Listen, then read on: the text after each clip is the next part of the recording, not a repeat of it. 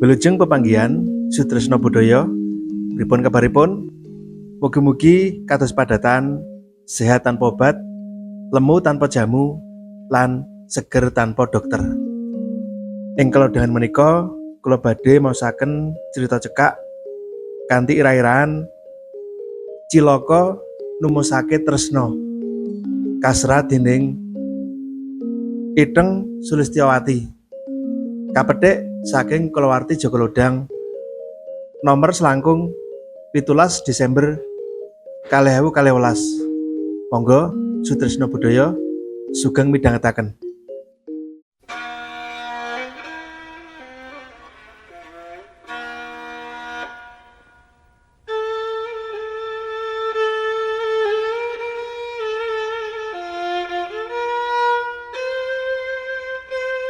Isih ana rasa awang-awangen, ana batine musan, ninggalake lincak pring wulung. Papane lungguh, tenguk-tenguk wiwit mau esuk. Langit sumeblak tanpa kasaput mega. Birune gawe cingak kang nyawang. Isih ditambah sumilire angin, nambahi endah lan kinira swasana desa Adikarta iki. Jantraning wektu wis nuduhake tabuh angka 8. Wis dudu wayah kang pantes kanggo ngumbar aras-arasen tumrape wong sing duwe karep urip kang bener.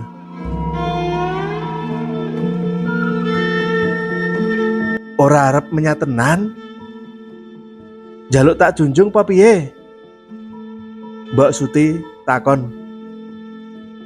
Mbok Suti, rondo sing wis 3 taun ditinggal mati bojone merga lara tuwa. Raine bruwet, nyawang anake lanang ragil wiwit bar subuh mung lungguh tanpa tumandang gawe. Rumangsa ora oleh wangsulan, Mbok Suti milih baleni gaweane. Sanajan lambene ndremimil undhamana ora karuan.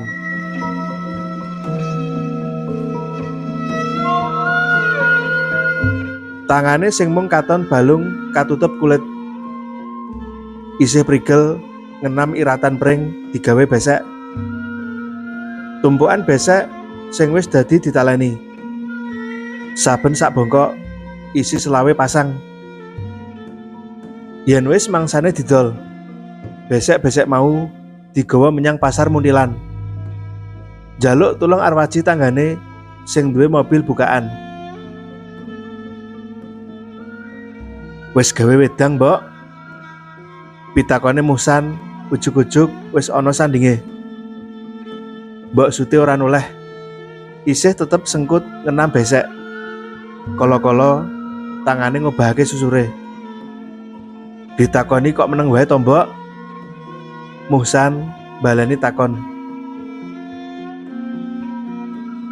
Apa gek ngerti nek pitakon ora kudu diwangsuli? Mbok Suti wangsulan isih tanpa noleh. Wah, ceritane si Mbok bales amarga mau takon ora tak gape yo. Musan mesem karo nyedaki mbokne. Gene ngerti nek ana wong takon ora diwangsuli kuwi ora ngepenake ati. Ujare Mbok Suti karo nyawang tajem raine anak lanang. Ya di ngapura, Mbok. Aku gak wegah caturan kok. Wangsulane musan prasaja. Wegah caturan? Kok ora wegah wedangan sisan? Mbok Suti nyaut sajak isih anyel. Musan mung mesem meneh. Ora kaget karo ujare biyunge. Jalaran wis apal aten-atenane. Ora bakal bisa menang ing babakan padudon rebut bener. Kluntruh-kluntruh nom-noman 20 taun kuwi. Jumangkah tumuju pawon golek wedang. Kaya padatan. Mbokne wis nyepaki wedang secangkir ijo ana dhuwur meja sengon ing tengah pawon. Malah ana uga sepiring growol sing isih kumebul ngundang hawa. Gandane parutan klapa kang gurih. Gawe musan Ora sronto mapan lungguh jegang, ana lincak pring wulung isih karo kemul sarung.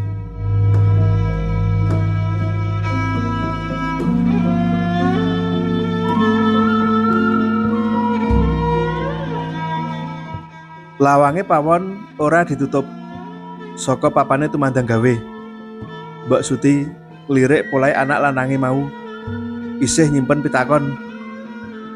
Geneo anake wis ana sepasar iki seje salokane.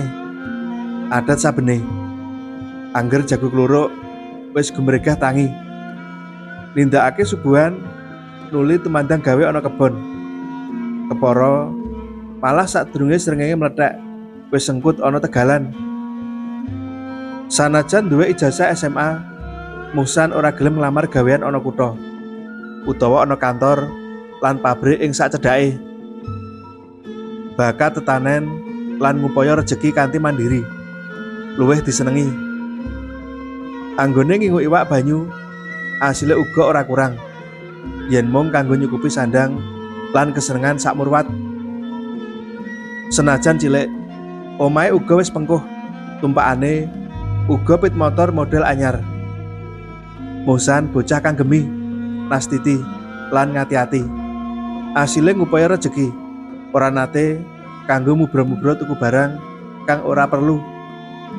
Mula dheweke trima tunggu omah, ora kegut golek gawean menyang siji paran. Sakliyane iku, anggone dheweke milih tunggu omah, duwe niat ngancani biyunge sing banget ditresnani. Mbak Yu lan kakangne wis makarya adoh saka desa. Ora mesti bisa bali setahun pisan. Mula pilihane Muhsan banget gawe bombong ana sing ngancani lan genepi uripe kang sepi. Jane kowe kuwi mikir apa to, Le? Pitakone Mbak Suti. Muhsan kaget. Ora ngira biyunge wis lungguh jajar ana lincak karo nggawa iratan pring turahan kang arep disimpen ana pogo. Ora mikir apa-apa kok, Mbok. Wangsulane Muhsan gugup. Mbok aja kumbi to, Le.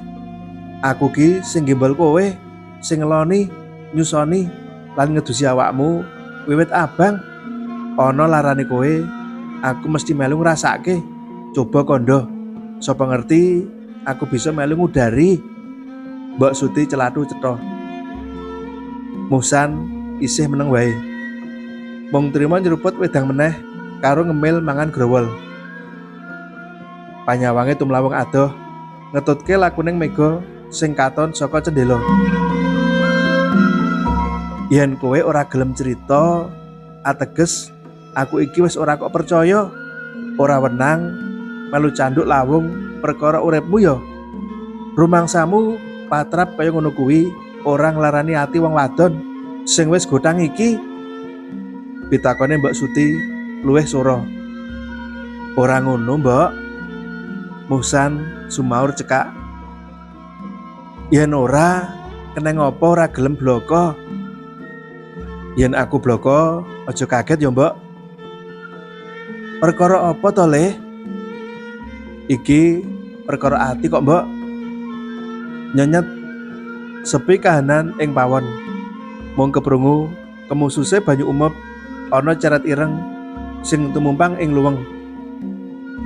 Mawa mongah-mongah ndongklak kaya mindi, kaya nggambarake kebrongote ati sing lagi nemai Muhsan. Mbok Suti nyoba sabar ngenteni anake nata ati. Tangane melu-melu ngranggeh growol, dirahapi sajak karo gembol pitakon werna-werna. Ana sing larani atimu, Le? Mbok Suti baleni rembug. Ora, Mbok. Muhsan wangsulan karo gedhek. Sarunge dicopot, disampirake sendenan lincak. Lungguhe rada nyedak mbokne karo tulah-tulah njaba, sajak kuwatir ana wong liya. Ora ana sapa-sapa kok, Le. Iki wayahe wong padha tumandang gawe, kandhane Mbok Suti. Muhsan rada ngapet isin konangan anggone jelalatan. Amarga pancen dheweke ora kepengin ana wong siji wae sing krungu rembuke iki. Wayah ngene biasane padha menyang sawah, tegal, kantor utawa menyang pasar. Kahanan kampung sepi. Apa meneh omahe Mbak Suti menjilo ana sisih lor kulon, cedhak sawah, pinggir kali Kaji. Dek dina Kemis kepungkur, aku menyang pasar iwak, ngerajek liwat Sikepan. Pas arep nyabrang dalan, dumadakan ana kacilakan. Bocah sing wadon numpak pit keserempet montor roda loro, tiba nyemplung kalen. Sing nabrak malah geblas. Musan cerita alon-alon. Oh alah, kok melas temen? Kowe terus nulungi le? Mbak Suti ora serontok aweh pitakon. Iya mbak, bocahe tak tulungi. Ndak boncengake motor, ndak terke menyang puskesmas. Pit sing rusak ndak titipke warung. Wangsulane Musan lugu. Terus larane nemen ora le? Ya ora mbok, ananging tatune uga ora sithik. Kuwi bocah ngendi le? Pitakone Mbak Suti. Omahe ngemplak cedhak kali Pabelan. Musan wangsulan cekak. Ceritane wis cutel. Musan banjur meneng. Mbak Suti ndomblong. Ora ngerti ngendi dununge gandeng ceneng kacilakan karo urusan ati sing dadi penjerane owah-owahane Musan.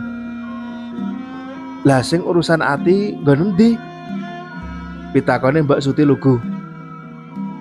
Musan ora bisa kemecap apa-apa. Anane mung ubek benakake lungguhe kaya ora jenjem. Dumadakan Mbak Suti mesem. Kaya wis nemu wangsulan kang greridu. Arep guyu ora tegel. Munda anake isin. Kowe nyimpen rasa tresna karo bocah kuwi ya le? Mbak Suti takon alon-alon. Piye ya mbok? Aku bingung. Panggeresahe Musan memelas. Mbak Suti ngowahi lungguhe nyaket luwih ngangsek anake. Ngelus-elus tangane Joko ireng manis kang banget ditresnani. Musan isih puguh meneng wae. Awake anyep, ambekane ora tumata. Jantunge deg-degan kaya bisa keprungu tekan candi mendut. Ora susah bingung le. Kowe ketaman rasa tresna iku lumrah. Saiki kowe kudu wani jumangkah nyedhaki bocah kuwi. Kira-kira dheweke nduweni rasa apa ora karo kowe le? Mbak Suti baleni upayane ngrimo atine anake. Yen ndak sawang mripate karo ndak rasa solah bawane. Sajake dheweke uga nyimpen rasa mbok. Sakwise prastawa kacilakan kuwi, aku wis sak patemon kaping pindho ana ngomahe. Dheweke aweh panyaruwe kang ngepenakake ati. Ujare Musan wis wiwit enteng rembuke. Ya syukur le, aku malah ora ngira yen kowe meneng-meneng wani dadi wong lanang tenan. Caramu jumangkah wis bener, mung karek aku sing kudu tumindak supaya kowe enggal-enggal bisa menehi aku mantu. Celadune Mbak Suti karo mesem bungah. Musan unjal ambekan, gegere diselehke sendenan licak. Kaya-kaya gawan abot wis bisa diselehke. Polatane katon lega lan seneng. Bungahe ati ora kinira. Jalaran biyunge ora gawe panjaluk warna-warna minangka calon mantune. Simbok rak durung tau wanuh to karo Bariah kuwi. Kok banjur nyarujuki ngono wae? Ora takon bibit, bebet lan bobote? Ujare Musan. Oh alah le, awake dhewe iki sapa? Aku wis percaya kowe mesti wis nganggo nalar dawa pamilihmu. Ukuran ayuning rupa iku ana ing pangrasa. Ukuran sugih mlarate bondo gumantung panrima. Ora ana kang langgeng ing alam iki. Kabeh mung sak derma nggaduh kagungane sing kuwasa. Sing baku kowe mantep. Ora nerak wewaler wong tuwa. Kabeh aku mung tutwuri. Wangsulane Mbok Suti karo ngentekake wedang teh sing wis rada anyep. Muhsan ngrogoh dluwang sak suwek saka sak klambi. Dilungake Mbok Suti. Selembar gambar potret bocah wadon. Dedeg lan pawakane sedengan nganggo klambi muslim, kembang-kembang kuning, dasar ireng, kudunge kuning, lagi lungguh maca buku. Mbok Suti mripate kembang-kembang kebak rasa seneng, campur ternyuh. Sirahe Muhsan diusel-usel kanthi rasa asih. Kebak asok syukur dene anake lanang kok pinter anggone milih. Bola-bali gambar disawang lan ditandingake karo anake lanang. Kok kaya ana empere, jare wong kae. Iku tandha yen jodoh. Sakwise sawetara dening Muhsan gambar dijaluk maneh. Dilebokake tengah kitab sing gumledhak ana dhuwur lemari. Sak cedhake anggone padha lungguhan. Sumelet Baskara saya tambah krasa panase. Angin padesan isih setya andum sumilire. Kaya-kaya aweh panyangkuyung marang tekad lan antepe ati anak lan biyung sing lagi ngenam endahing bebrayan. Aku tak menyang Tegalan yo, Mbok. Kemecape Muhsan dumadakan wis karo nyenyat. Wis ora wegah tumandang meneh, godane biyunge. Muhsan ora wangsulan. Ngampet guyu karo lunga nyaut pacul sing gumledhak ana pojokan pawon. Mbok Suti nyawang lungane Muhsan kanthi ati kang bombong. Mung wae dumadakan ana ternyuh melu-melu jumedul ing prentuling ati kelingan bojone Suwargi. Anakmu wis diwasa, Kang. Ora adoh karo ulanganmu, tansah lumaku ngener paugeran. Wis sumarya kanthi lerem ya, Kang. Aku ndak ngentekke wektu nunggu mangsane. Embuh kapan temekane. Lirih pangudarasane Mbok Suti. Wit rambutan ing pojok pekarangan katon jenggureng. Apaes godhong ijo royo-royo. Dijogetan gawe sengsem kang nyawang. Alon lan mantep Mbok Suti tumuju ngisor wit rambutan. Marani watu lempar alus sing padatan kanggo lungguhan yen pinuju ngaso utawa ngenam besek. Isih ana rasa ora percaya. Jebul meneng-meneng. Anake lanang nembe wae dadi lakon kanthi ira-iraan. Cilaka numusake tresna. Ora adoh saka papan lungguhe Mbok Suti. Ing Tegalan Muhsan sengkut anggone tumandang gawe. Ngopeni tetanduran sinambi ngronce lelakon endah sing ora suwe meneh bakal den ranggeh. Gawang-gawang wewayangane bocah wadon sing wis kasil buka lawang katresnan senajan kudu kanthi pawadan lakoni kacilakan. Dek Bariah, ora suwe meneh kowe bakal ngrewangi aku wundhu Lombok lan terong iki. Banjur awake dhewe bebarengan menyang pasar. Esuk umun-umun karben panyune akeh. Yen panyune akeh, kowe arep ndak tukokake kalung emas nganggo bandul sing ana matane abang, mendah lose kowe. Pancen ora ana titah kang bisa mangerteni pepesten kang dikersakake Gusti. Bisane mung gawe rancangan, gambar impen lan nyithak pepinginan. Ananging dumadine kabeh sak kersane pepestan Gusti. Gunung Merapi menjilo katon pucuke saka jaban desa Adikarta. Minangka pepeling yen tan ana daya kang linuwih kajaba duwe kuasane pangeran kang kagungan alam jembar saisine. Kupu kuning sak pasang meter-meter. Mabur ngetan ngulon kaya-kaya pamer gegojekan lan aweh pandonga. Muga-muga ronceneng impen endah Muhsan bisa kasembadan tanpa reridu laku. Cutel.